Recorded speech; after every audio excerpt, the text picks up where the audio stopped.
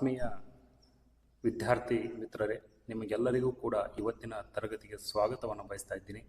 ನಾನು ಡಾಕ್ಟರ್ ಸುರೇಶ್ ತಾಕತ್ರ, ಸಹಾಯಕ ಪ್ರಾಧ್ಯಾಪಕರು, ಸರ್ಕಾರಿ ಪ್ರಥಮ ದರ್ಜೆ ಕಾಲೇಜು ಅಥಣಿ.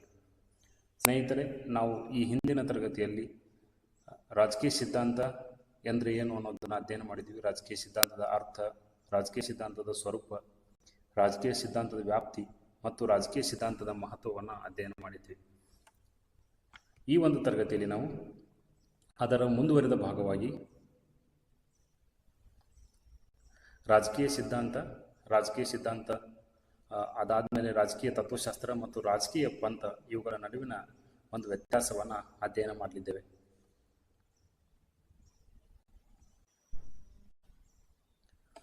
ಸಾಮಾನ್ಯವಾಗಿ ನಾವು ರಾಜಕೀಯ ಸಿದ್ಧಾಂತ, ರಾಜಕೀಯ ತತ್ವಶಾಸ್ತ್ರ ಮತ್ತು ರಾಜಕೀಯ ಪಂಥ ಇವುಗಳನ್ನು ಒಂದೇ ಅರ್ಥದಲ್ಲಿ ಬಳಸುವುದನ್ನು ನೋಡಿರ್ತೀವಿ. ಆದರೆ ವಾಸ್ತವದಲ್ಲಿ ಒಂದು ಶಿಸ್ತಾಗಿ, ಒಂದು ಅಧ್ಯಯನ ವಿಷಯವಾಗಿ ಇವುಗಳನ್ನು ನಾವು ಅಧ್ಯಯನ ಮಾಡ್ತಾ ಹೋದರೆ ಇವುಗಳ ನಡುವೆ ಒಂದು ಭಿನ್ನತೆ ಇರುವುದನ್ನು ನಾವು ಗುರುತಿಸ್ತೀವಿ.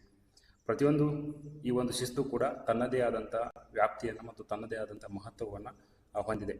ರಾಜಶಾಸ್ತ್ರದ ವಿದ್ಯಾರ್ಥಿಗಳಾಗಿ ನಾವು ಇವುಗಳ ನಡುವಿನ ವ್ಯತ್ಯಾಸವನ್ನು ಅರ್ಥ ಮಾಡಿಕೊಳ್ಳುವುದು ಅತ್ಯಂತ ಮಹತ್ವದ ವಿಷಯವಾಗಿದೆ.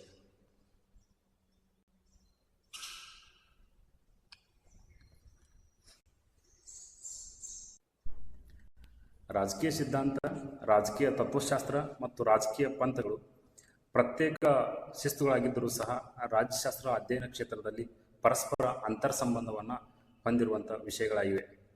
ರಾಜಕೀಯ ಸಿದ್ಧಾಂತವು ರಾಜಕೀಯ, ಸರ್ಕಾರ ಮತ್ತು ಸಮಾಜದ ಕುರಿತಾದ ಮೂಲಭೂತ ಪ್ರಶ್ನೆಗಳಿಗೆ ಉತ್ತರಿಸುವ ಪ್ರಯತ್ನವನ್ನು ಮಾಡುತ್ತೆ.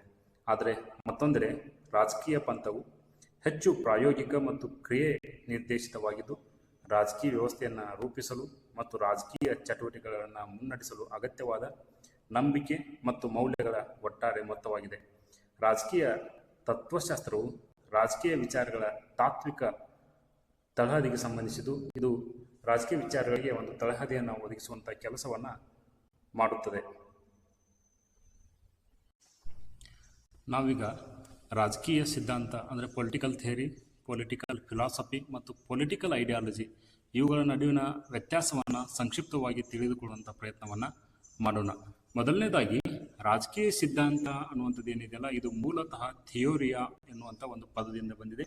ಈ ಥಿಯೋರಿಯಾ ಅನ್ನುವಂಥ ಪದದ ಮೂಲ ಯಾವುದು ಅಂದರೆ ಗ್ರೀಕ್ ಭಾಷೆಯ ಥಿಯೋರಿಯಾ ಅನ್ನುವಂಥದ್ದು ಏನನ್ನಾದರೂ ಗ್ರಹಿಸುವುದು ಅಥವಾ ಅಂತರ್ದೃಷ್ಟಿಕೋನದಿಂದ ನೋಡುವಂಥದ್ದನ್ನು ಥಿಯೋರಿಯಾ ಅಂತೇಳಿ ಸಾಮಾನ್ಯವಾಗಿ ಅಂದರೆ ಸರಳವಾಗಿ ಗುರುತಿಸ್ಬೋದು. ಅದೇ ರೀತಿಯಾಗಿ ಪೊಲಿಟಿಕಲ್ ಫಿಲಾಸಫಿ, ಈ ಫಿಲಾಸಫಿ ಅನ್ನುವಂಥ ಪದ ಏನಿದೆಯಲ್ಲ, ಇದು ಗ್ರೀಕ್ ಭಾಷೆಯ ಫಿಲೋ ಮತ್ತು ಸೋಫಿಯಾ ಅನ್ನುವಂಥ ಎರಡು ಪದಗಳಿಂದ ಬಂದಿದೆ.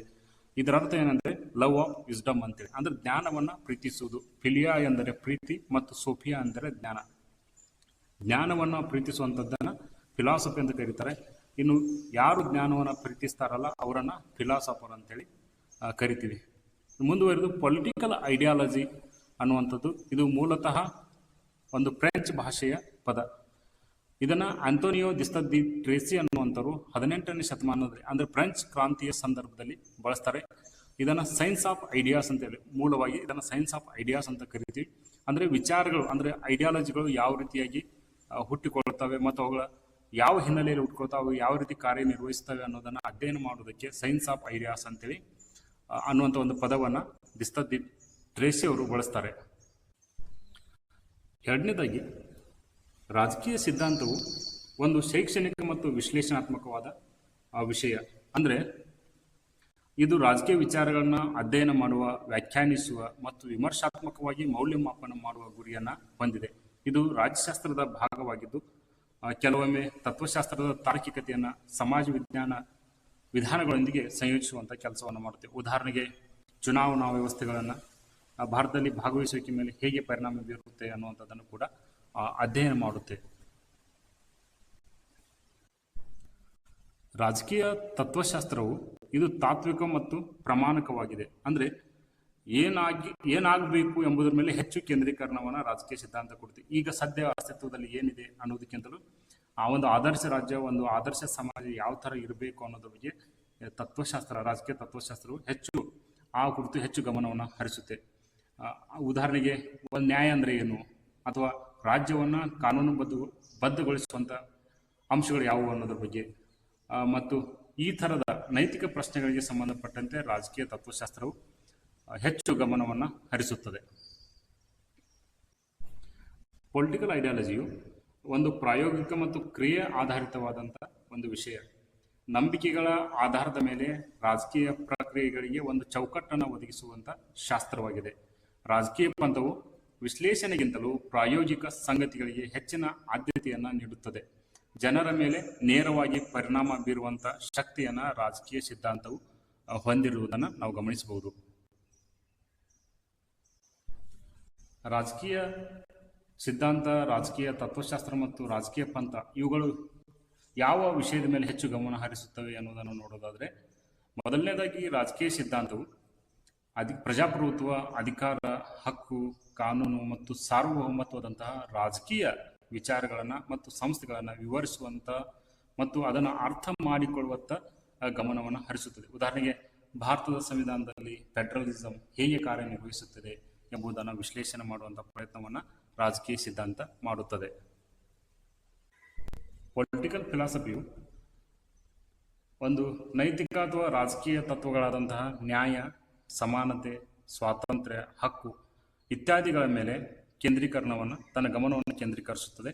ಇದು ಮೌಲ್ಯಗಳ ಅರ್ಥವೇನು ಮತ್ತು ಯಾವ ರೀತಿಯ ಸಮಾಜವು ಅವುಗಳನ್ನು ಮೌಲ್ಯಗಳನ್ನು ಉತ್ತಮವಾಗಿ ಅರ್ಥ ಮಾಡಿಕೊಳ್ಳುತ್ತೆ ಅನ್ನೋದ್ರ ಬಗ್ಗೆ ಹೆಚ್ಚು ಕಾಳಜಿಯನ್ನು ರಾಜಕೀಯ ತತ್ವಶಾಸ್ತ್ರವು ವಹಿಸುತ್ತದೆ. ಉದಾಹರಣೆಗೆ, ಸಾಮಾಜಿಕ ನ್ಯಾಯ ಮತ್ತು ಸಮಾನತೆ ಪ್ರಜಾಪ್ರಭುತ್ವದ ಪೂರ್ವ ಅಪೇಕ್ಷಿತ.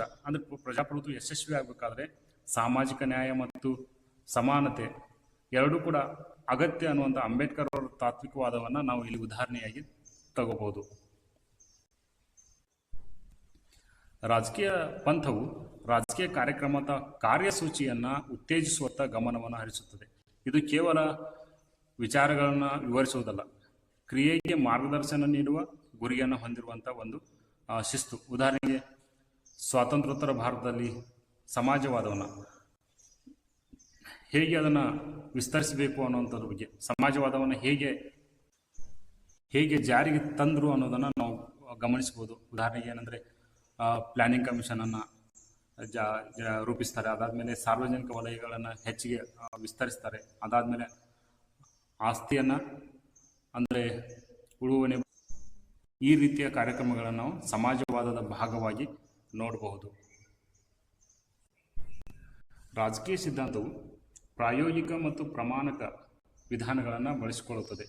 ಇದು ಸಂಗತಿಗಳನ್ನು ವಿವರಣೆ ಮಾಡುವಂಥದ್ದು ಮತ್ತು ಅಗತ್ಯ ಕ್ರಮಗಳನ್ನು ಸೂಚಿಸುವುದು ಎರಡರ ಸಂಯೋಗವಾಗಿ ರಾಜಕೀಯ ಸಿದ್ಧಾಂತವನ್ನು ಗುರುತಿಸಬಹುದು. ಉದಾಹರಣೆಗೆ, ಭಾರತದಲ್ಲಿ ಚುನಾವಣಾ ನಡವಳಿಕೆಯನ್ನು, ಮತದಾರರ ವರ್ತನೆಯನ್ನು ಅಧ್ಯಯನ ಮಾಡುತ್ತೆ. ಅದರ ಜೊತೆಗೇ ಪ್ರಮಾಣಕ ಅಂಶವಾಗಿ ಆ ವ್ಯವಸ್ಥೆಯ ನ್ಯಾಯಸಮ್ಮತೆಯ ಕುರಿತು ಕೂಡ ಚರ್ಚೆಯನ್ನು ಮಾಡಿ ಅಗತ್ಯವಾದ ಪರಿಹಾರಗಳನ್ನು ಸೂಚಿಸುವ ಕೆಲಸವನ್ನು ರಾಜಕೀಯ ಸಿದ್ಧಾಂತವು ಮಾಡುತ್ತದೆ. ರಾಜಕೀಯ ತತ್ವಶಾಸ್ತ್ರವು ಇದು ಒಂದು ಆದರ್ಶ ರಾಜಕೀಯ ವ್ಯವಸ್ಥೆ ಅಥವಾ ಆದರ್ಶ ಸಮಾಜವನ್ನು ರಚನೆ ಮಾಡಲು ತತ್ವಜ್ಞಾನಿಗಳೇನೆಂದರೆ ತಮ್ಮ ಚಿಂತನೆಗಳ ಪ್ರಯೋಗಗಳನ್ನು, ತಾತ್ವಿಕ ನಿಷ್ಕರ್ಷಗಳನ್ನು ಮತ್ತು ಅದರ ಪ್ರತಿಫಲಗಳನ್ನು ಬಳಸಿಕೊಳ್ಳುತ್ತಾರೆ. ಉದಾಹರಣೆಗೆ, ಜಗತ್ತಿನ ಅಥವಾ ರಾಜ್ಯದ ಸಮಸ್ಯೆಗಳಿಗೆ ಪರಿಹಾರ ಅಂತಂದರೆ ಅದು ಒಬ್ಬ ಉತ್ತಮ ರಾಜ ಆಳ್ವಿಕೆಗೆ ಬರಬೇಕು ಅಥವಾ ತತ್ವಜ್ಞಾನಿ ಅರಸನಾದವನು ಆಳ್ವಿಕೆಗೆ ಬರಬೇಕು ಅಂತೇಳಿ ಪ್ಲೇಟೋರವರು ತಮ್ಮ ರಿಪಬ್ಲಿಕ್ನಲ್ಲಿ ಒಂದು ಉದಾಹರಣೆ ವಿವರಿಸ್ತಾರಲ್ಲ, ಅದನ್ನು ನಾವು ಇಲ್ಲಿ ಉದಾಹರಣೆಯಾಗಿ ತಗೋಬಹುದು. ಅಂದರೆ ಜಗತ್ತಿನ ಸಮಸ್ಯೆಗಳಿಗೆ ಪರಿಹಾರಗಳನ್ನು ಯಾವುದರ ಮೂಲಕ ಕಂಡುಕೊಳ್ತಾರೆ ಅಂದರೆ ತಮ್ಮ ನಿಷ್ಕರ್ಷೆಗಳನ್ನು, ತಮ್ಮ ತಾತ್ವಿಕ ನಿಷ್ಕರ್ಷೆಗಳನ್ನು ಬಳಸ್ಕೊಂಡು, ಚರ್ಚೆಗಳನ್ನು ಬಳಸ್ಕೊಂಡು ಅದರಿಂದ ಬರುವಂಥ ಪ್ರತಿಫಲ, ಅದರಿಂದ ಏನು ಉತ್ತರ ಬರುತ್ತಲ್ಲ ಅದನ್ನು ಜಗತ್ತಿನ ಸಮಸ್ಯೆಗಳನ್ನು ಬಗೆಹರಿಸಿಕೊಳ್ಳುವುದಕ್ಕಾಗಿ ರಾಜಕೀಯ ತತ್ವಶಾಸ್ತ್ರವು ಯಾವಾಗಲೂ ಕೂಡ ಪ್ರಯತ್ನವನ್ನು ಮಾಡುತ್ತದೆ. ರಾಜಕೀಯ ಪಂಥ ಅಥವಾ ಪೊಲಿಟಿಕಲ್ ಐಡಿಯಾಲಜಿಯು ತನ್ನ ಕಾರ್ಯ ಸಾಧನೆಗಾಗಿ ಬೇರೆ ಬೇರೆ ತಂತ್ರಗಳನ್ನು, ಈ ಎರಡು ಅಂದರೆ ಪೊಲಿಟಿಕಲ್ ಫಿಲಾಸಫಿ ಮತ್ತು ಪೊಲಿಟಿಕಲ್ ಥಿಯರಿ ಇವುಗಳಿಗಿಂತಲೂ ಭಿನ್ನವಾದಂಥ ಒಂದು ತಂತ್ರಗಾರಿಕೆಯನ್ನು ಬಳಸುತ್ತದೆ. ಅದರಲ್ಲಿ ಪ್ರಮುಖವಾಗಿ ಏನಂದರೆ ಮನವೊಲಿಕೆ ಮಾಡುವಂಥದ್ದು ಅಥವಾ ಭಾವನಾತ್ಮಕ ವಿಧಾನಗಳನ್ನು ಬಳಸಿಕೊಳ್ಳುವಂಥದ್ದು, ಅದ್ರ ಜೊತೆಗೇನೆ ಘೋಷಣೆಗಳನ್ನು, ಚಿಹ್ನೆಗಳನ್ನು, ಪ್ರಣಾಳಿಕೆಗಳನ್ನು, ಜನಸಮೂಹಗಳನ್ನು ಅಥವಾ ರಾಜಕೀಯ ಚಳವಳಿಗಳನ್ನು ಒಂದು ಅಸ್ತ್ರವಾಗಿ ಬಳಸ್ಕೊಳ್ಳುವಂಥ ಕೆಲಸವನ್ನು ಮಾಡುತ್ತೆ. ಉದಾಹರಣೆಯಾಗಿ ಗರೀಬಿ ಹಟಾವೋ, ಇಂದಿರಾ ಗಾಂಧಿಯವರ ಘೋಷಣೆ, ಅಥವಾ ಮೋದಿಯವರ ಅಚ್ಚೇ ದಿನ್ ಆಯೇಗಿ ಅನ್ನುವಂಥದ್ದು. ಅಂದರೆ ಜನರನ್ನು ತಮ್ಮೆಡೆಗೆ ಒಲಿಸಿಕೊಳ್ಳುವುದಕ್ಕಾಗಿ, ಜನರ ಬೆಂಬಲವನ್ನು ಗಳಿಸಿಕೊಳ್ಳುವುದಕ್ಕಾಗಿ ಐಡಿಯಾಲಜಿಗಳು ಏನಂದರೆ ಈ ರೀತಿಯ ಆಕರ್ಷಣೀಯ ಘೋಷಣೆಗಳನ್ನು ಜಾರಿಗೆ ತರುವಂಥದ್ದನ್ನು ನೋಡ್ಬೋದು ನಾವು. ರಾಜಕೀಯ ವ್ಯವಸ್ಥೆಯನ್ನು, ಅದರ ರಚನೆಯನ್ನು ಮತ್ತು ರಾಜಕೀಯ ಪರಿಕಲ್ಪನೆಗಳನ್ನು ಸ್ಪಷ್ಟವಾಗಿ ಮತ್ತು ವಿಮರ್ಶಾತ್ಮಕವಾಗಿ ಅರಿತುಕೊಳ್ಳುವ ಉದ್ದೇಶವನ್ನು ರಾಜಕೀಯ ಸಿದ್ಧಾಂತವು ಹೊಂದಿದೆ.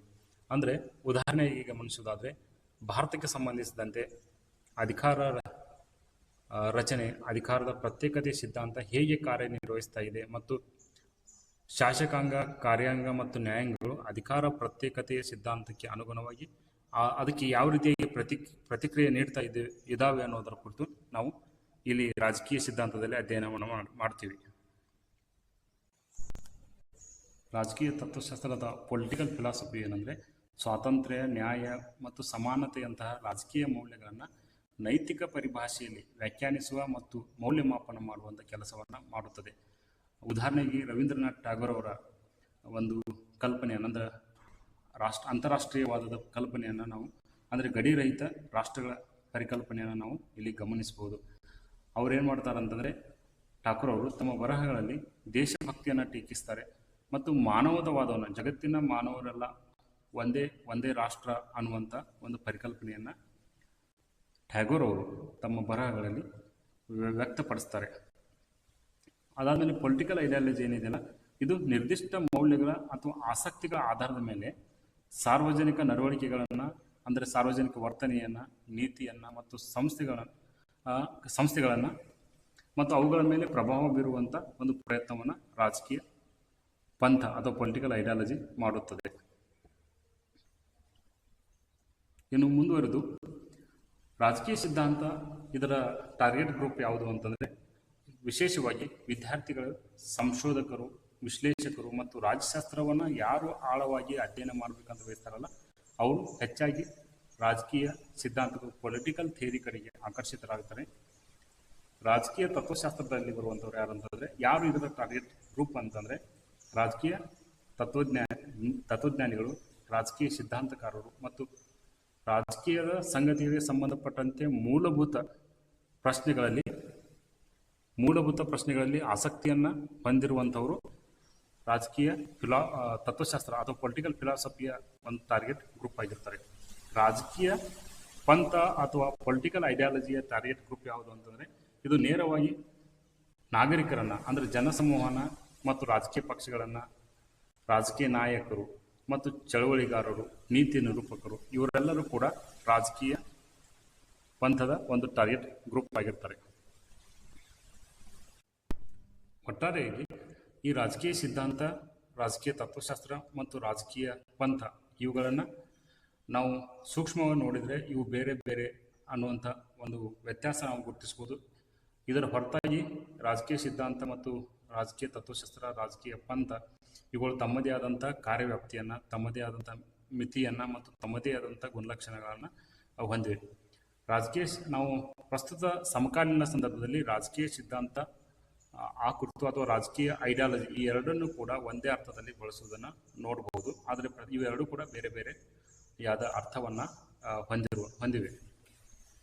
ರಾಜಕೀಯ ಸಿದ್ಧಾಂತ ಯಾವುದೇ ಒಂದು ಸನ್ನಿವೇಶವನ್ನು ಅಥವಾ ಸಮಕಾಲೀನ ಸಂದರ್ಭದಲ್ಲಿ ನಾವು ಯಾವುದೇ ಒಂದು ಘಟನಾವಳಿಗಳನ್ನು ನೋಡುವುದಾದರೆ ಆ ಸ್ಥಿತಿ ಹೇಗಿದೆಯೋ ಹಾಗೆ ನೋಡುವುದಿಲ್ಲ, ಅದಕ್ಕೆ ಬದಲಾಗಿ ನಮ್ಮದೇ ಆದಂಥ ಒಂದು ರಾಜಕೀಯ ಐಡಿಯಾಲಜಿ ಇರುತ್ತೆ. ಆ ಲೆನ್ಸ್ ಮೂಲಕ ನಾವು ಜಗತ್ತನ್ನು ನೋಡ್ತೀವಿ ಅಂತೇಳಿ ಕೆಲವು ರಾಜಕೀಯ ಸಿದ್ಧಾಂತಕಾರರು ಏನು ಮಾಡ್ತಾರೆ ಅಂದರೆ ಉದಾಹರಣೆಯಾಗಿ ನೋಡ್ತಾರೆ. ಇಷ್ಟೊತ್ತು ಈ ತರಗತಿಯನ್ನು ಕೊನೆಯವರೆಗೂ ಕೇಳಿದ್ದಕ್ಕಾಗಿ ತಮಗೆಲ್ಲರಿಗೂ ಕೂಡ ಧನ್ಯವಾದಗಳು. Thank you.